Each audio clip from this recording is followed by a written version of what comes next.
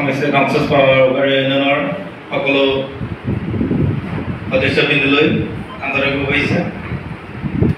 আজি আমি আপোনালোকৰ সিদ্ধান্তমৰ্মে আমি প্ৰস্তাৱ দুটা গ্ৰহণ কৰিছোঁ, আপোনালোক পাঠ কৰি দিছোঁ। প্ৰস্তাৱকেইটা যদি হয় আপোনালোকে ক'ব, যদিও নহয় তথাপিতো ক'ব।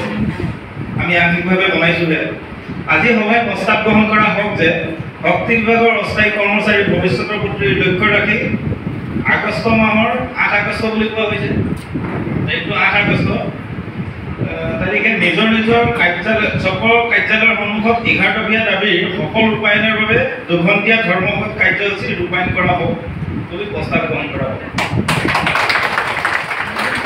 8 তাৰিখে 8 আগষ্ট তাৰিখটো ভালকৈ শুনক আপোনালোকে। আচ্ছা বুজি দিছে, তাৰ কথা নহয়। 8 আগষ্ট তাৰিখে আমি সফল ৰূপায়ণ কৰিব পাৰিম নে নোৱাৰিম?